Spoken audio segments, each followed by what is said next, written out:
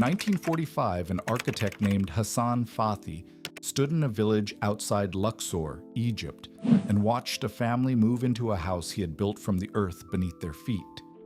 Outside, the August temperature was touching 105 degrees Fahrenheit. Inside, it was 68.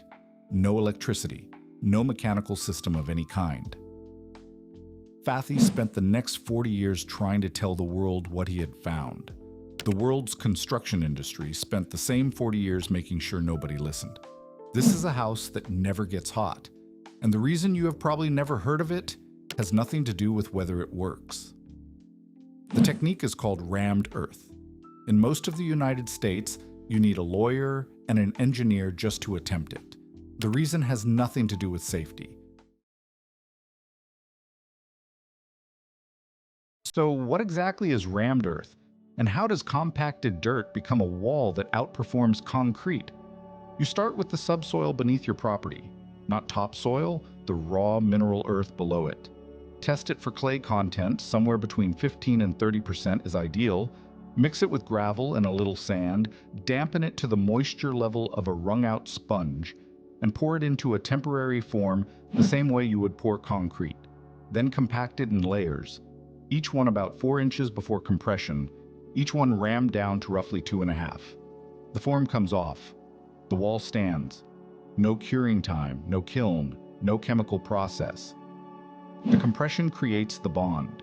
A finished rammed earth wall runs between 18 and 30 inches thick and achieves a compressive strength of up to 1,000 pounds per square inch, stronger than standard residential concrete block.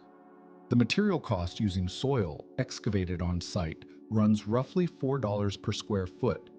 A conventional timber-framed wall costs between $20 and $35 per square foot before insulation. A wall 6 to 8 times cheaper than what every building code in America was written to protect. The oldest surviving sections of the Great Wall of China are rammed earth. They have been standing for 2,000 years. The Alhambra Palace in Granada, rammed earth. A 19-meter watchtower in Morocco, built without a single engineer, has been standing for centuries.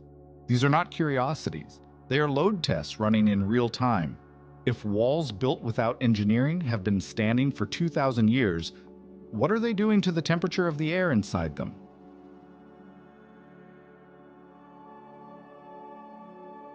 It absorbs it and releases it on a delay that turns the wall into a climate system. A rammed earth wall 24 inches thick has a thermal mass of roughly 50 pounds per square foot. That mass absorbs solar heat so slowly that the temperature wave moving through it takes 10 to 14 hours to reach the interior surface. In a hot climate, the peak of the day's heat does not arrive inside the house until after midnight, when the outside air is already cooled. The wall discharges that warmth into the night and resets before morning. Come morning, the process reverses. Cool night air charges the exterior mass from outside. By the time afternoon heat peaks again, the interior wall surface is still releasing coolness absorbed 12 hours earlier. The house stays ahead of the outdoor temperature in both directions, automatically, with no controls, no power supply, and no monthly bill for the entire life of the building. The average American household spent $2,500 on cooling alone in 2024. A rammed earth household in the same climate spent zero. Not less. Zero. Every year, for as long as the walls stand. The University of Bath in England monitored a rammed earth structure across 9 years of occupancy, including winters that dropped to 14 degrees Fahrenheit. The interior maintained a 68-degree average without mechanical heating for the entire period. 9 years of data published through the UK Green Building Council. It has never been cited in a US Building Code update proceeding. 9 years of monitored performance, published, peer-reviewed, ignored. Who decides what the building code reads, and what do they build their business models around?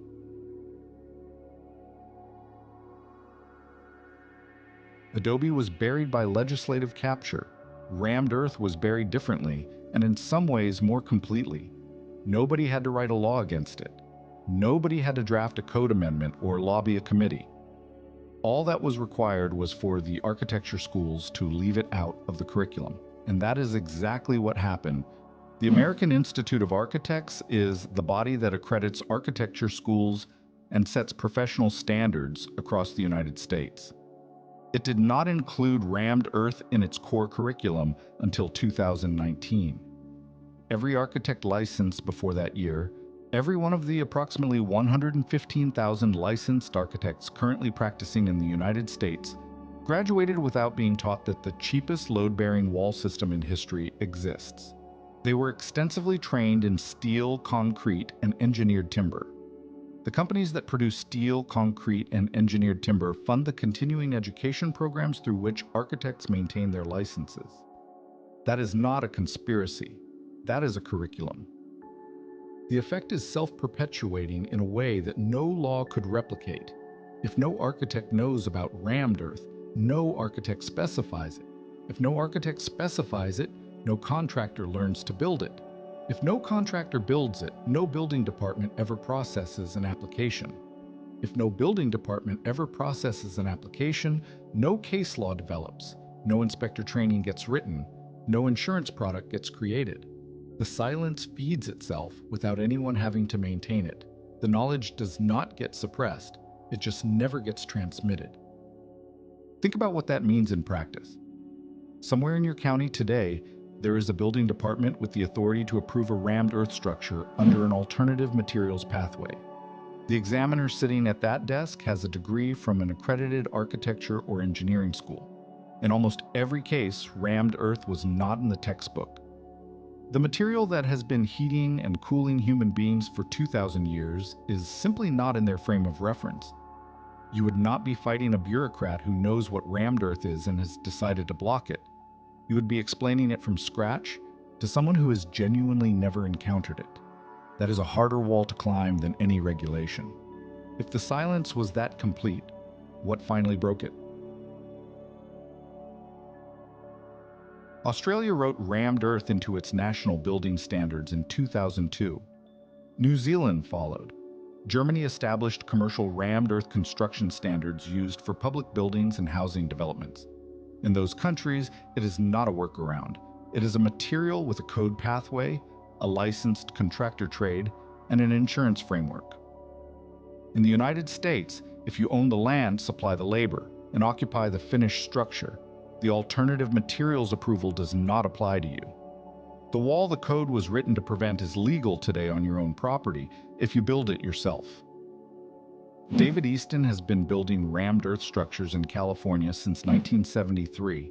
Over 200 projects, including commercial buildings, in one of the most seismically active states in the country.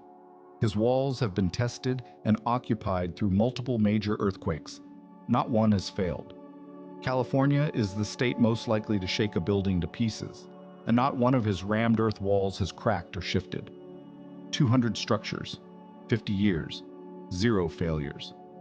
What does one of them feel like from the inside on the worst day of a California summer?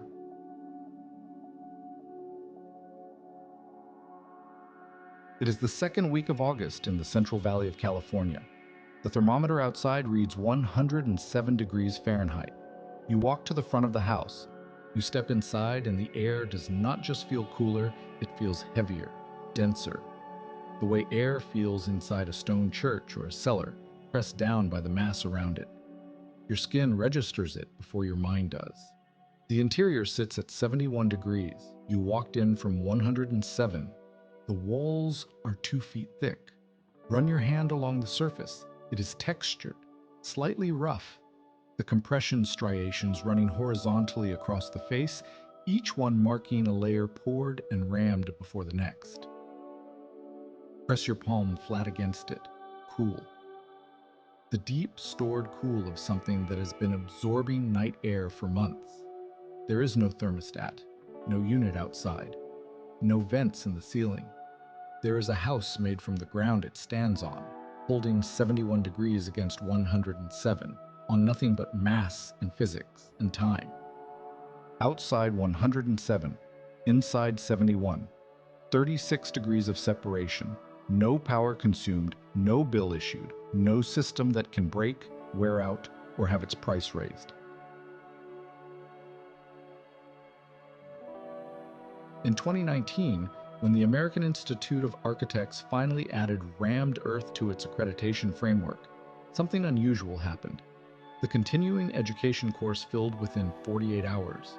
A waiting list formed. Architects who had been practicing for 20 and 30 years signed up in numbers that surprised the organizers. The demand had always been there. The knowledge just had not been permitted to reach them. The pipeline that followed is still small, but it is moving. Rammed earth firms in California, Arizona, and New Mexico are now receiving inquiries from architects rather than waiting for owner-builders to find them. Commercial projects are being specified. A school building in Tucson, a community center in Santa Fe, a mixed-use development in Marin County where the developer ran the numbers and found that the rammed earth wall system, despite higher labor costs during construction, eliminated the entire mechanical cooling budget for the life of the building. The upfront cost was higher. The lifetime cost was less than half. Hassan Fathi proved that calculation in Egypt in 1945. David Easton has been proving it in California for 50 years. The University of Bath proved it across 9 years of monitored data in England. The calculation has not changed. What is changing slowly is the number of people in positions of institutional authority who have been taught that the calculation exists. Hassan Fathi died in 1989.